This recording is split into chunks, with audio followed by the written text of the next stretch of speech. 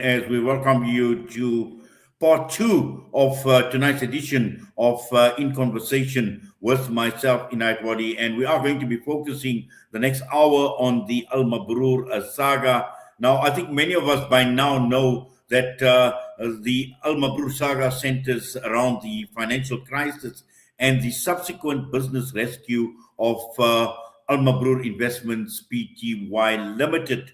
Now, this is a prominent Sharia compliant agricultural and property investment firm, but certainly there has been a crisis, and for many of us who have been following developments know by now that this has prompted many a discussion, but also prompted investigations by the likes of the Hawks.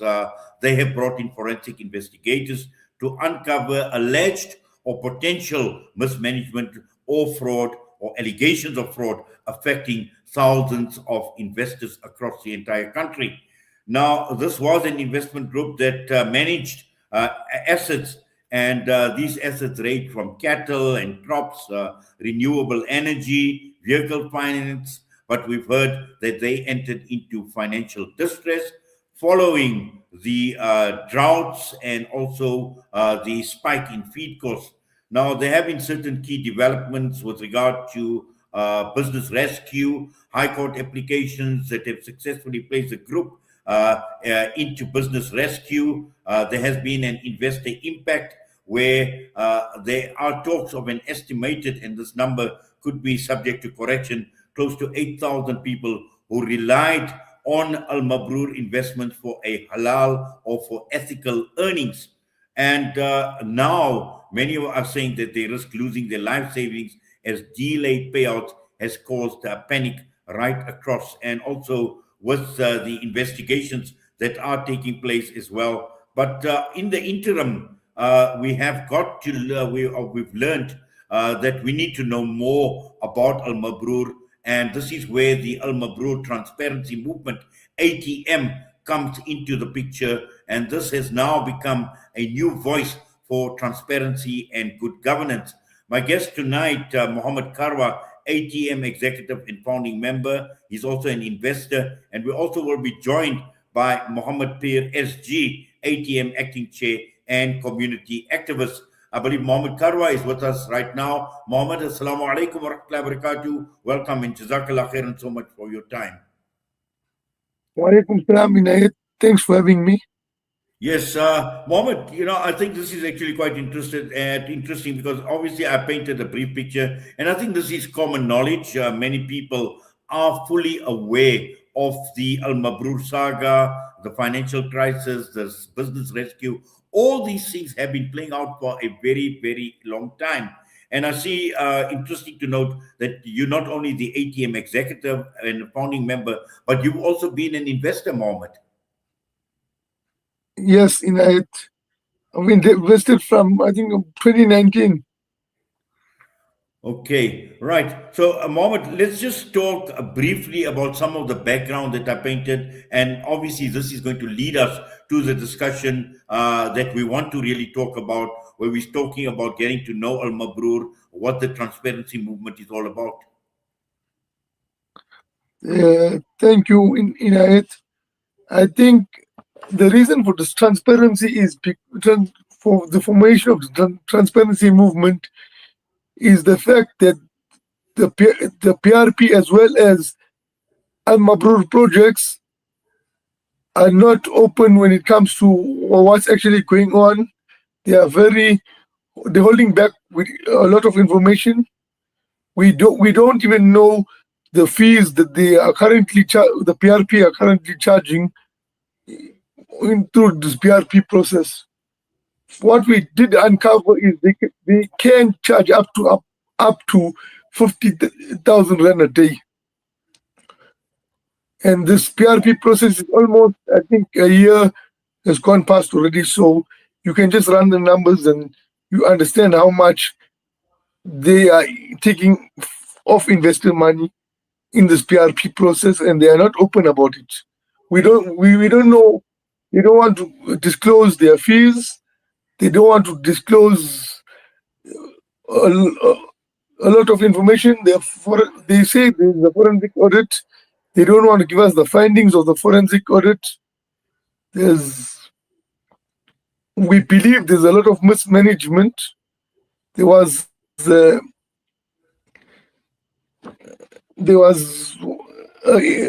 irregularity with the 2023 financials where we reported, we spoke to the auditor and he got him to raise RI.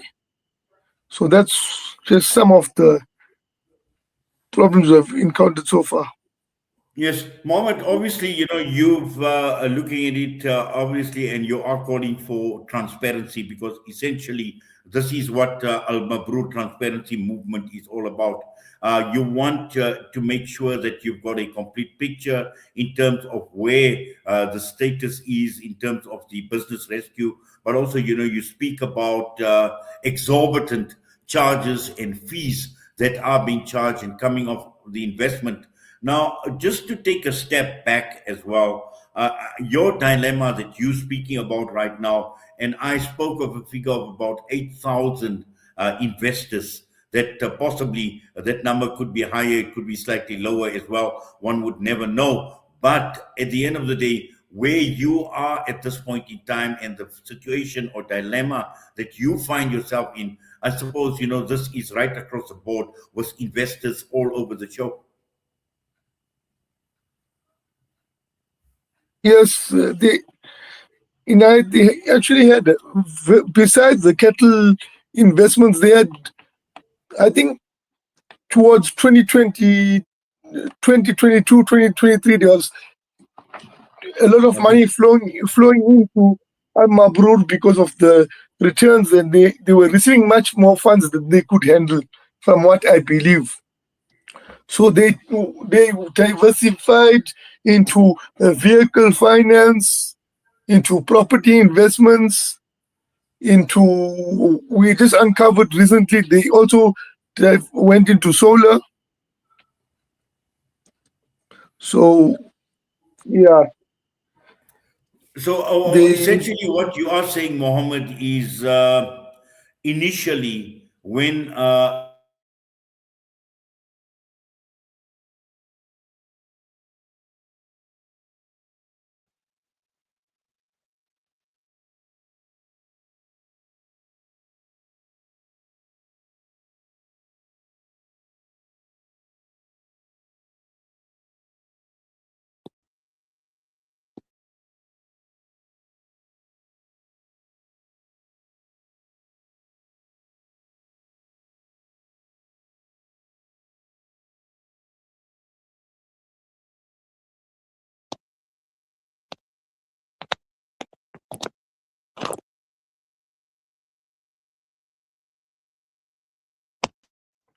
think I lost you there.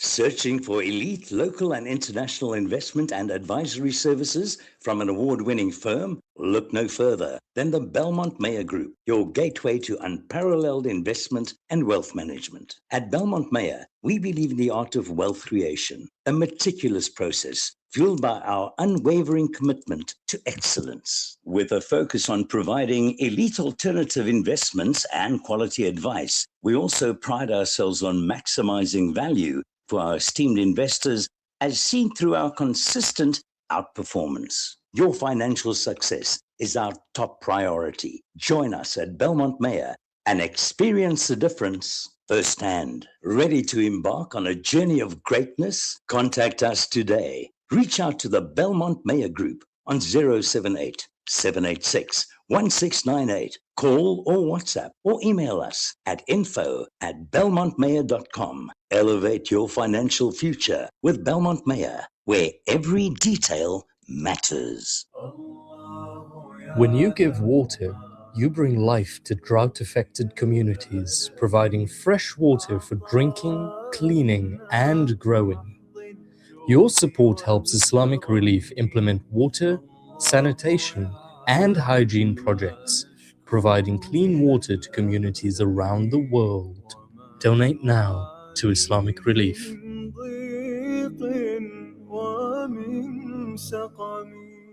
You know, it's a wonder how kids get anything done these days. With all the distractions, when do they even get time to study? As a mother, all I can really do is make sure they have all they need to perform at their best. That's why I choose to include Sunfoil, triple refined pure sunflower oil with every meal I make. Naturally cholesterol-free and approved by the Heart and Stroke Foundation as part of a balanced eating plan. So whether I'm cooking, frying, or baking, I know every dish will be a wholesome one. Sunfoil, now we're cooking. When the perfect blend of stylish decor, exquisite halal cuisine, and warm hospitality come together, it could only mean Al Bayt Lodge, your true home away from home. Al Bayt is the ideal heaven for families, business people, and tourists with its 4-star family rooms and other luxurious facilities. Conveniently situated close to Port Elizabeth Airport, the beach, and other amenities, your stay will be truly unforgettable, as you'll be taking home lasting memories of the warm hospitality, the serenity and tranquility that Al Bayt has to offer.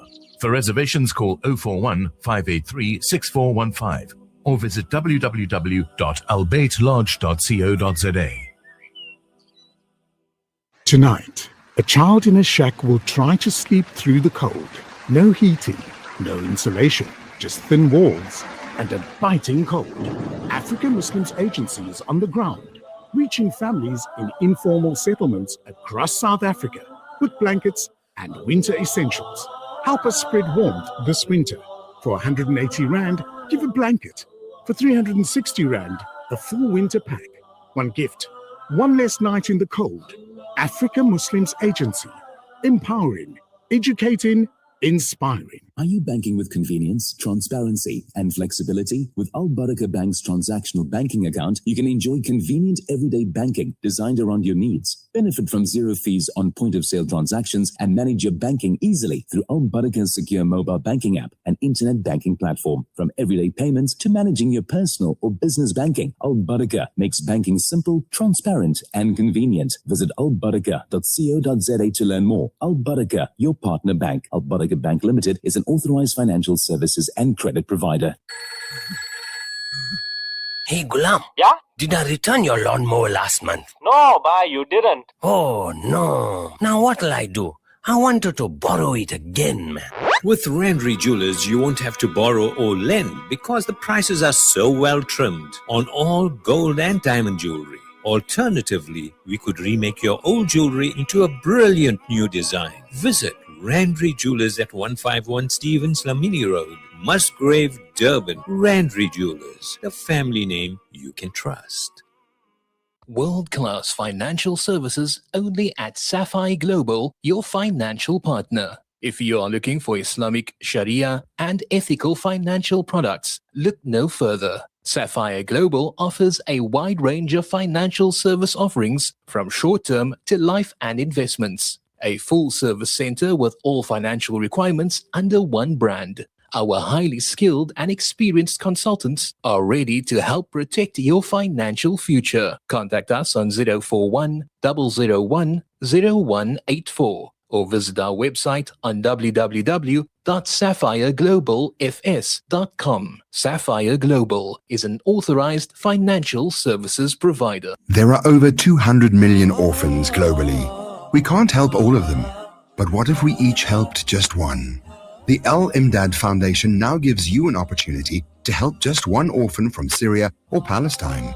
For just 500 Rand per month, you can help safeguard the dignity of an orphan by assisting them with basic needs such as food, clothing, shelter, medical care, and attention.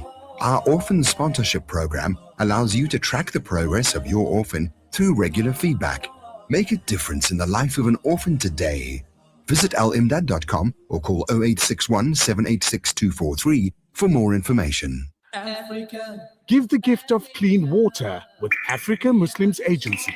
With every water well or borehole you donate, your drop becomes a river, reconnecting communities to nourishment, education, dignity and empowerment. Sponsor a water well for 17,000 Rand in Africa or a borehole for 65,000 Rand in Afghanistan or Africa. Quench the thirst. Reconnect the soul with Africa Muslims Agency.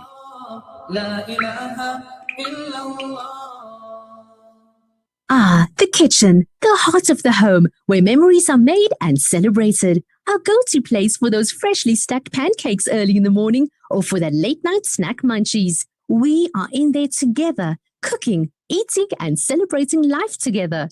Let's keep the kitchen a place that is shared by everyone, where we build stronger bonds and grow together. Sunfoil, Now We Cooking. Visit nowwecooking.co.za for recipes that everyone can help make. Discover the Africa of your dreams and surround yourself with her spectacular beauty. Relax beneath her serene sunsets and explore wildlife at its natural best. It's where the pride of Africa comes together. The Kwantu Private Game Reserve. Get to know the Big Five or cruise on an elephant safari game drive. Interact with lion and tiger cubs and enjoy world-class halal cuisine while we pamper you during your 5-star stay. Indulge in the true African experience. For reservations, call now on 042-203-1400 or visit kwantu.co.za. The Kwantu Private Game Reserve, the place of gathering. Listen to something fresh. Listen to Salam Media.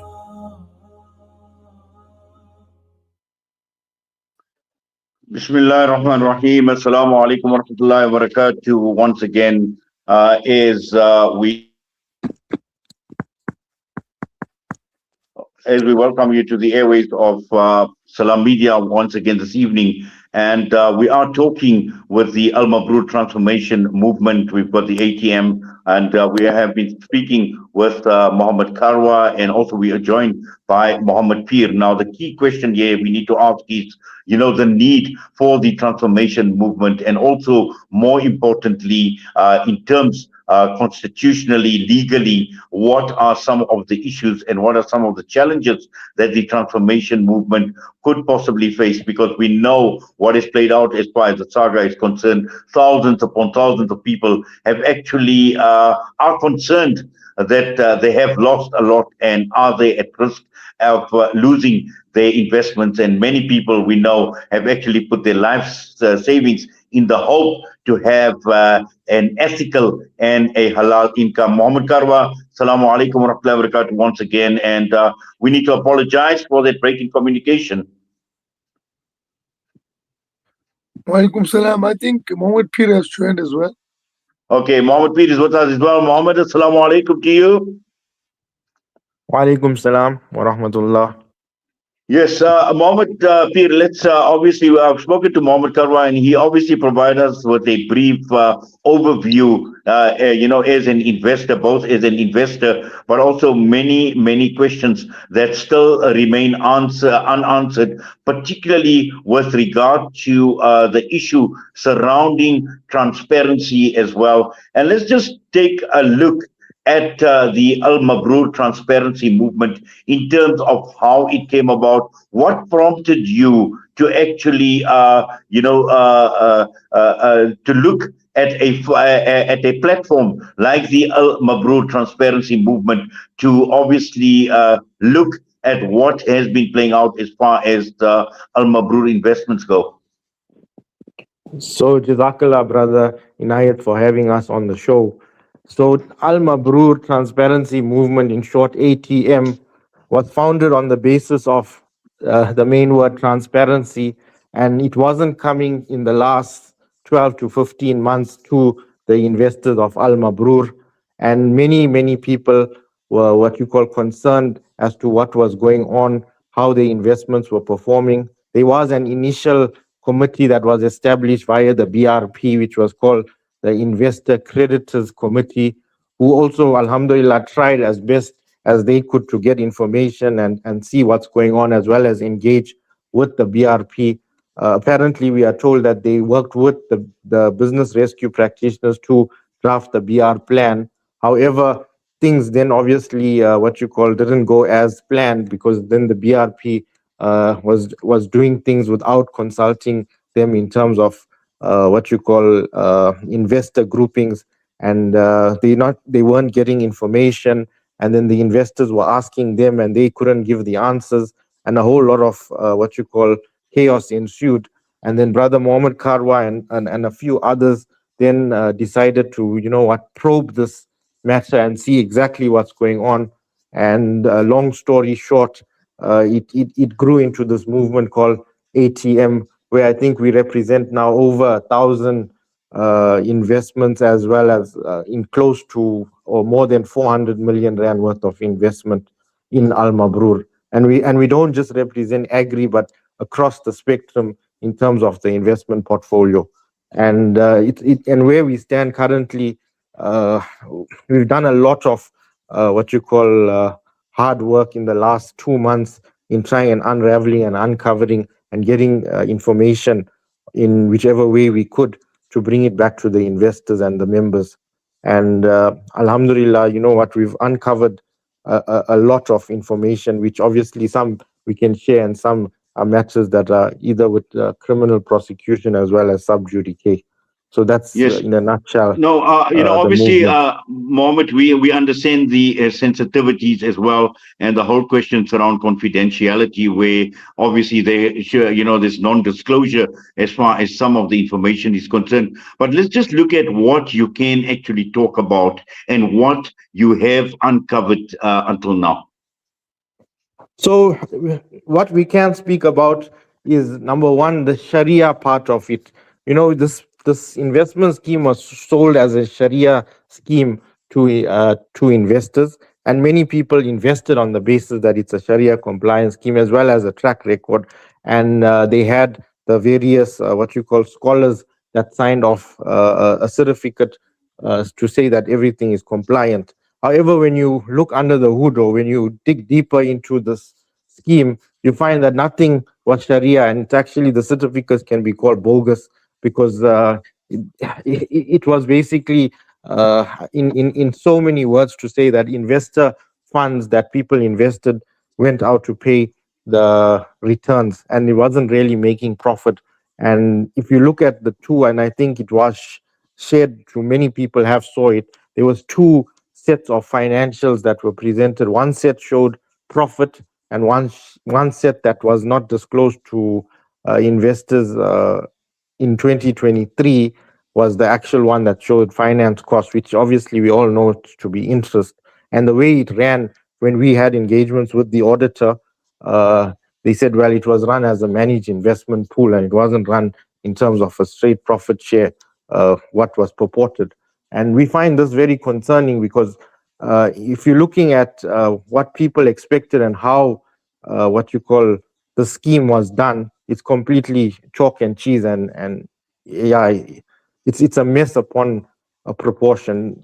If you look at the other investment, like vehicle, we told by the people that it's currently in liquidation, but the guy in so many words said basically investors were misled in this investment, and I think we have it even on record to that effect. Then you have the other scheme, which is the hospital and property scheme, where people can't make heads or tails, and there's allegations that monies went from there into the agri investment, and deeds were given from the agri investments to the hospital investments, and vice versa, and everything was just a convolution and a mixed structure, whereas it's supposed to be separate, and each item supposed to be separate in terms of the investment. So nothing was followed in terms of the financial laws, regulations.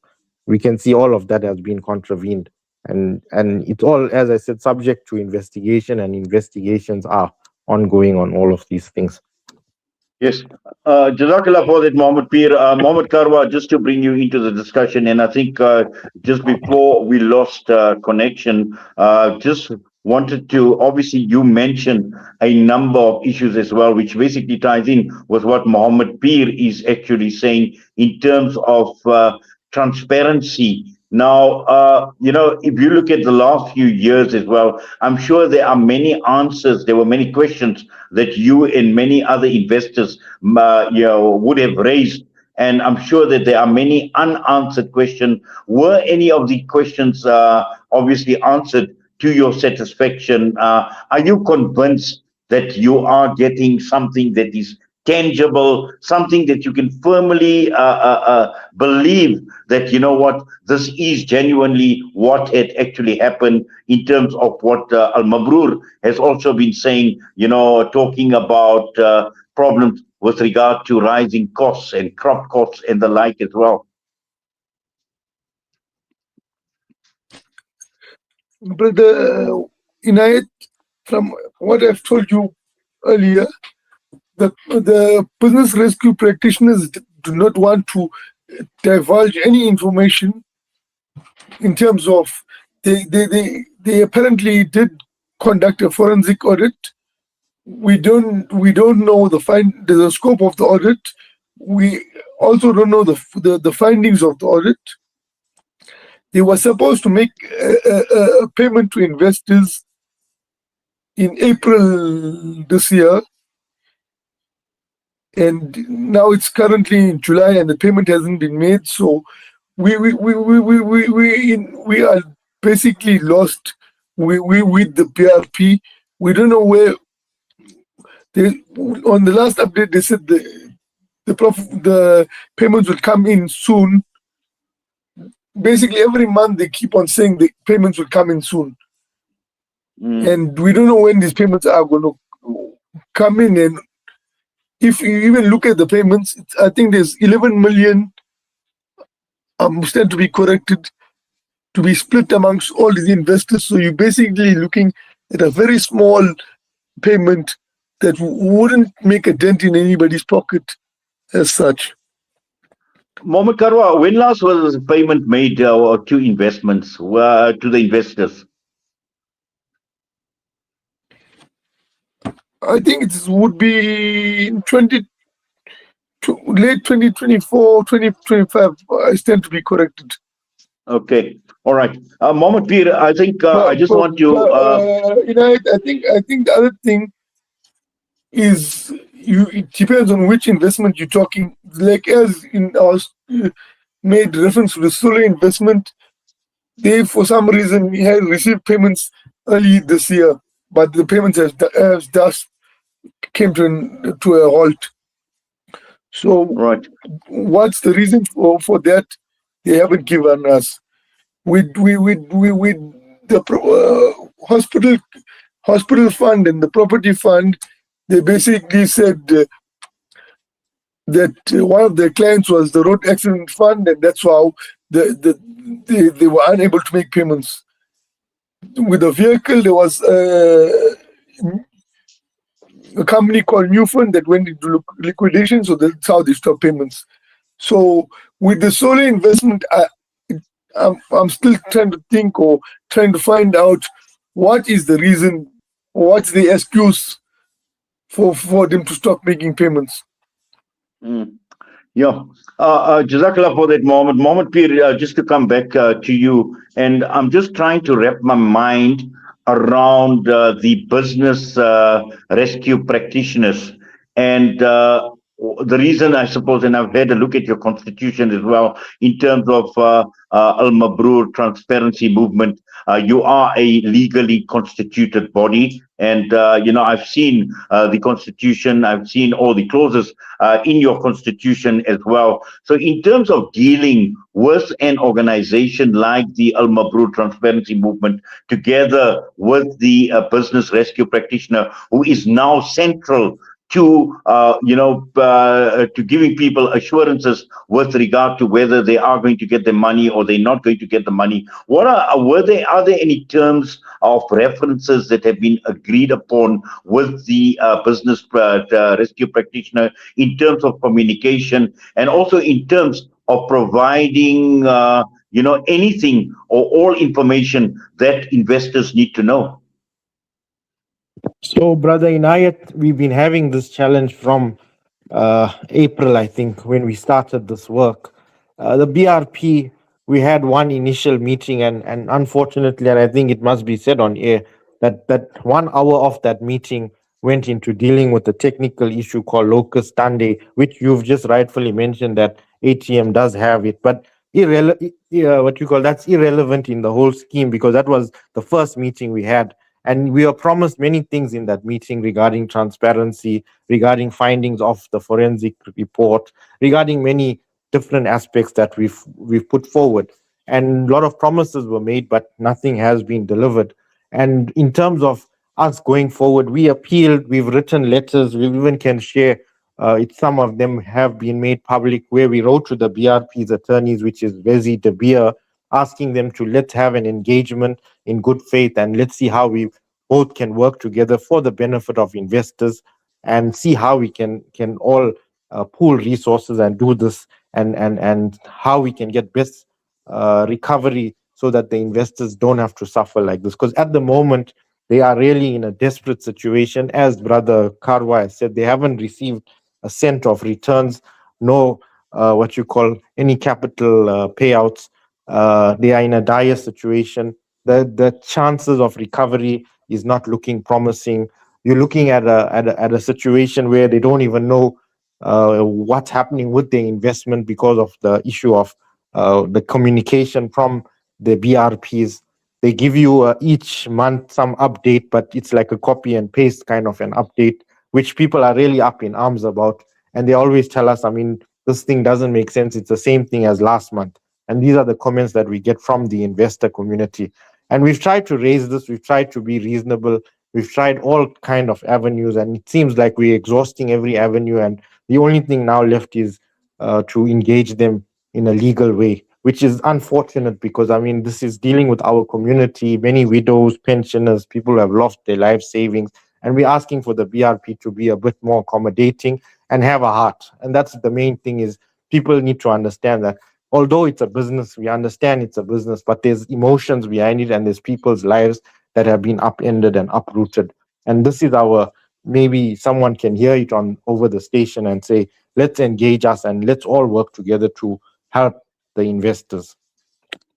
Mohammed, just while you are talking about engagement, what level of engagement has there been with Al Mabroor Investments Pty Limited? So Al Mabroor Investments Pty, Al Mabroor Projects is the main arm, which is Mr. Vian and I think it's Anka Detroit. We've tried to engage them as well on many occasions. Unfortunately, there is no engagement happening there, and there's no response. In fact, there's not even an attorney that's responding to us there. So it's like a non-engagement. We are told that this entity has voluntarily shut down.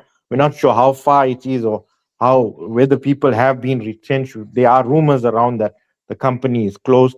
If you look at the website, they no longer have a proper website. They're only referring you to an email address. So these are quite concerning.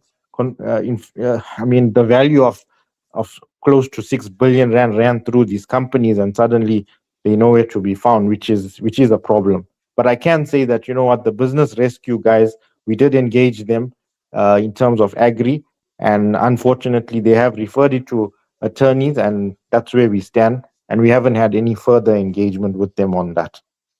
Yes, but also, Mohammed, and the reason why I'm raising this issue is last week I had the opportunity of doing an interview regarding the Libertas GH saga that is also playing out.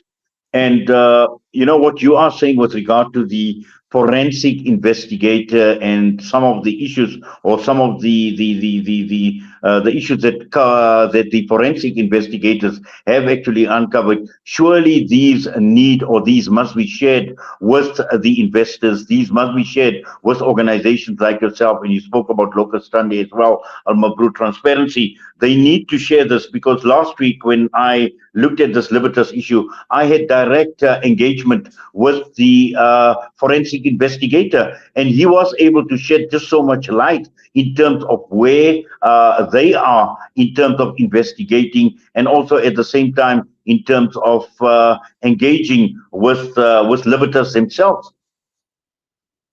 So 100%, Inayat, you're on point.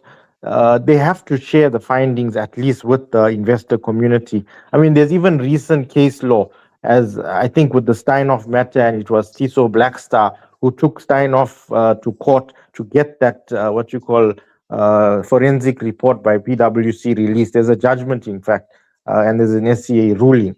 So there's no law that prevents them to release it. It's just that we obviously believe, and again, it's our assumption that, you know what, the forensic report is not adequate, because when we asked in that engagement that I spoke about, that do you see any kind of criminality in this year?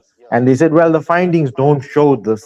It just shows negligence, etc. And now we're seeing that obviously that tune is now changing. I think one of the responses we've seen recently, they're now trying to bring in the aspect of criminality after ATM engaged the authorities and dealt with the matter of serious contraventions of FIC law, as well as money laundering acts, etc. So I think this is where our problem lies, that no one has had sight of that report, so no one can really comment on it. But if we do have sight and there's findings, maybe then people can get a better understanding of where their money was spent in terms of the forensic, because fees and what you call costs are being incurred currently by the company. And obviously there's figures thrown to us like 40 million and 50 million, and people don't have any money. So that's a big problem in terms of investors, that you're taking fees, but what are you then doing for the investors? Trading volume. So there's a lot of questions, Brother Inayat. Well, certainly, in fact, and Mohammed Kharva, I think, just looking at what, or listening to what Mahomed Peer is saying as well, we are talking of huge, we're talking of massive sums of money, and many people, as Mahomed Peer pointed out, pensioners, people have actually put their life savings in the hope that, they're going to have a nest egg, and at some point in time, obviously, they will benefit with their investments. Yes, Brother Inayat, I got a few cases of people actually phoning me and crying on the phone. They took their monies and invested in the scheme, and now they need knee replacement or hip replacement, and they can't do anything. Well, yes, Mohammed Peer, let's just, how much money are we talking about here?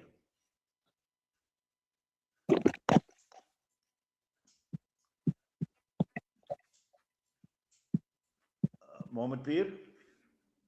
Brother Inayat, your connection was lost there. Can you just repeat the question? Yeah, I say, how much are we talking about here?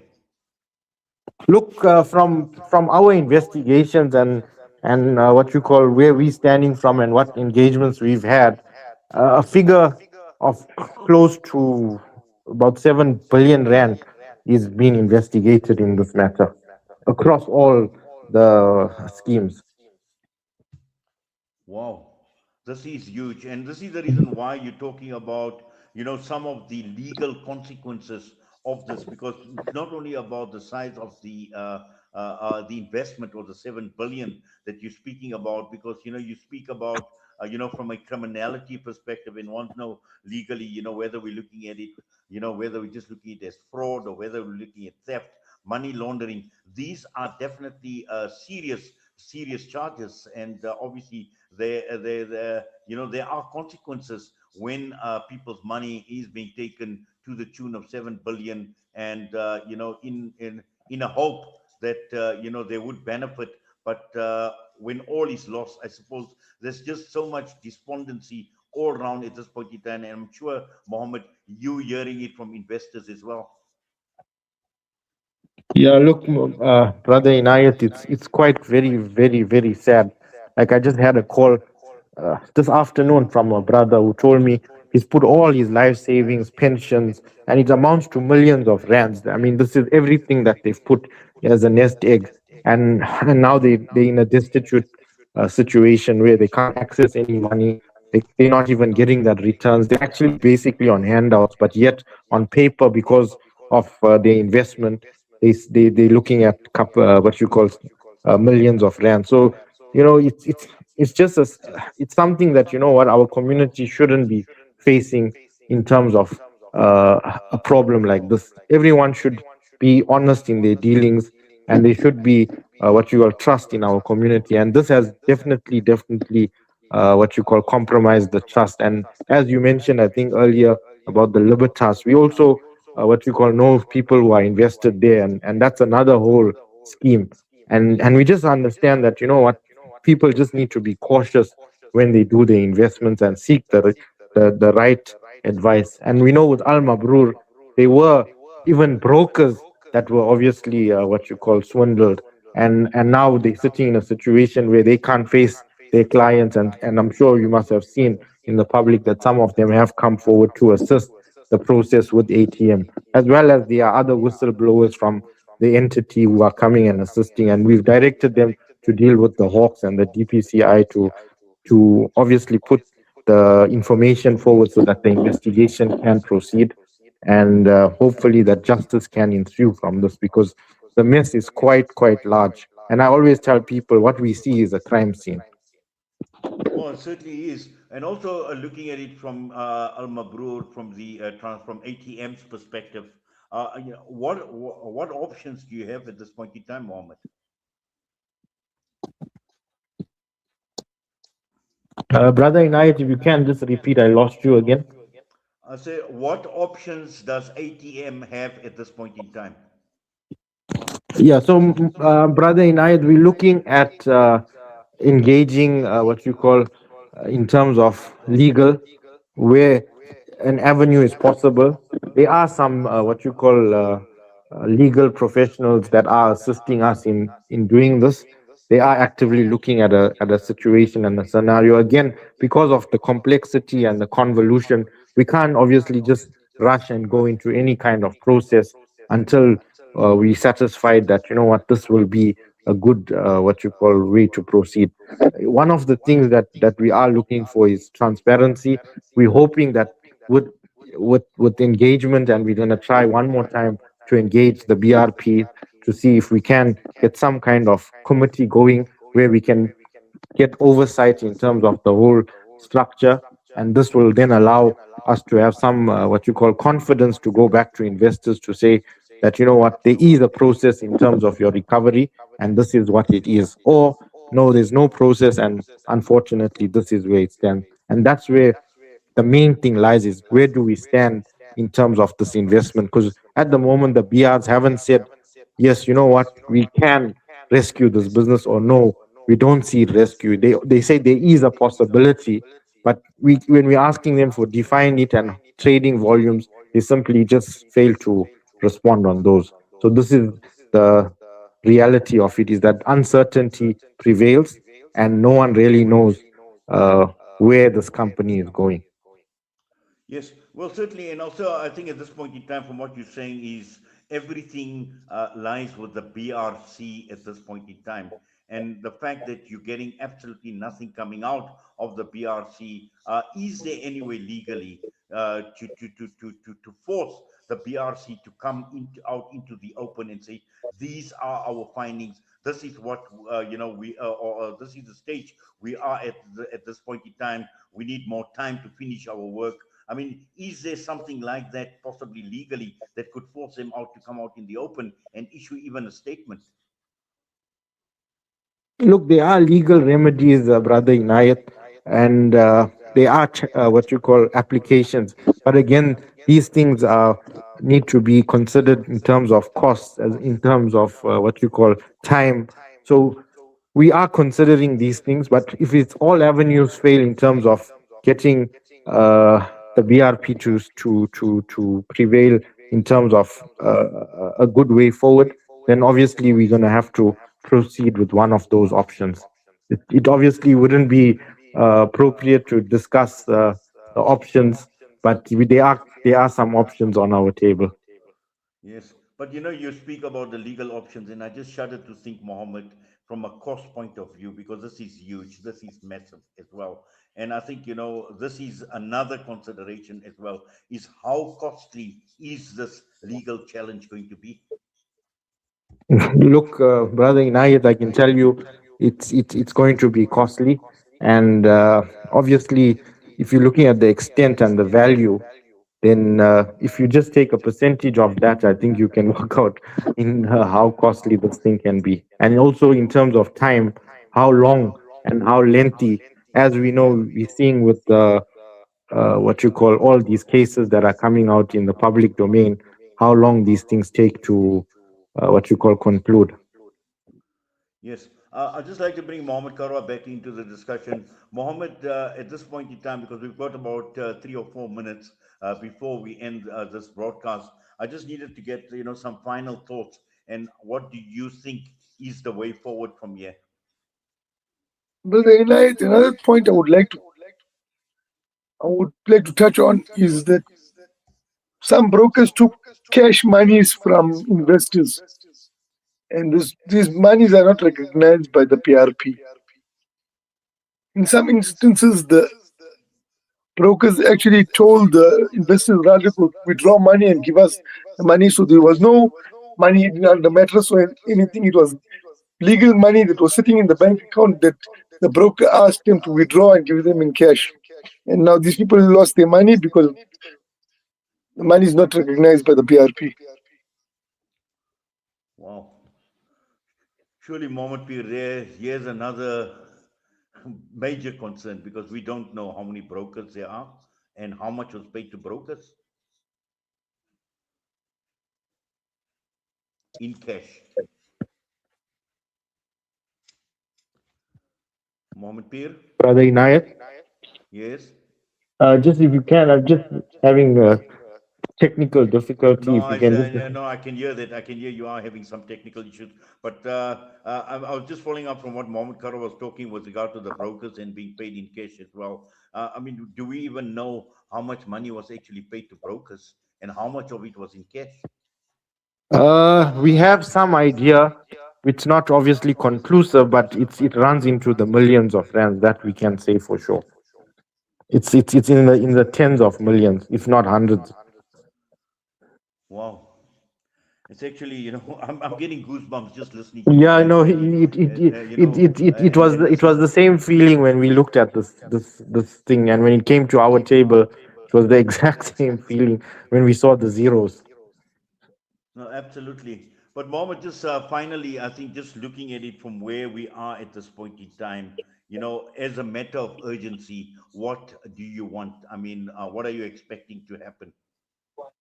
So look, what we're looking for again, and the appeal is out there, and hopefully the BRP can take the appeal, is that if we can establish a working committee or some kind of uh, committee that grants us oversight and having access to seeing what's really happening in terms of the agri, which is the main investment of Al Mabroor, as well as then we're looking at what you call dealing with certain other matters via the legal channels and getting what you call like vehicle and I think property.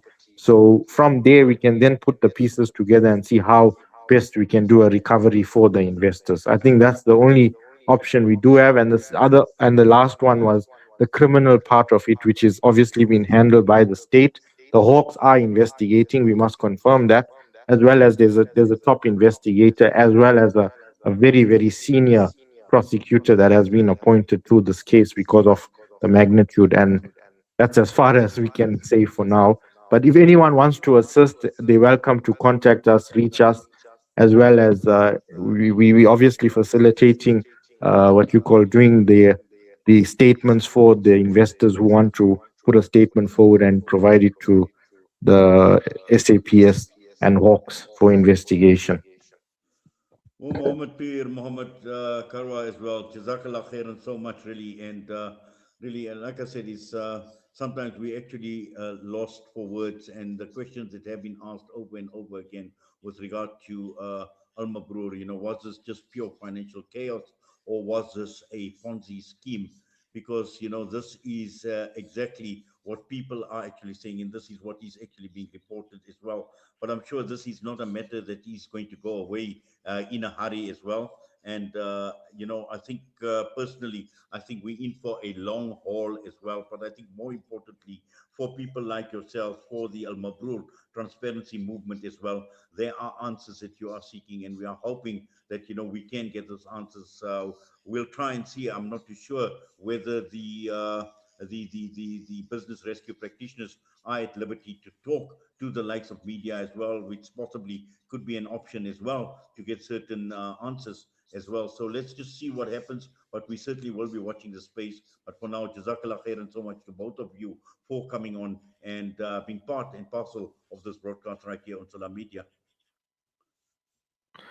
Jazakallah, Inayat. Other thing I would like to bring up is maybe you could get the alims that gave the Sharia compliance to see on what basis did they give. Maybe they can explain to us, because we did try to reach out to them, but there was no proper response. Well, Jazakallah for pointing that out. If you do know who the alims are, please, if you could pass that information to Salam Media and let us see what we can actually set up with them as well, inshallah. So Jazakallah, Mohammed, for pointing that out as well.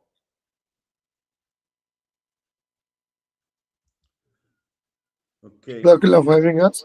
Ameen. Assalamu alaikum wa rahmatullahi wa barakatuh. Salam. Mohammed Peer and Mohammed Kharva with us, the Al Mabroor Transparency Movement this evening with us with regards to Al Mabroor projects. And once again, we've heard about a company that has traditionally operated under 4 distinct investment pillars: the agri fund, property fund, vehicle finance, renewable energy. But we are talking about a figure of around 7 billion rand of investors' money, close on to 8,000 investors as well. We've heard about brokers taking money in cash, and this is also a scary part where the brokers' fees have run into millions of rands as well. So this obviously is a major concern, and with investors experiencing major problems, liquidity issues, their capital withdrawals, obviously they can't get that money back as well. So all of this tells us that, we've got a massive, massive, massive problem. And hopefully, the ATM are able to actually get to the bottom of this, because many, many questions are being raised, but very few answers are forthcoming. And with that, I'm going to take leave of you. It's been wonderful being in your company from myself and the team here at Salam Media. Assalamu alaikum wa rahmatullahi wa barakatuh.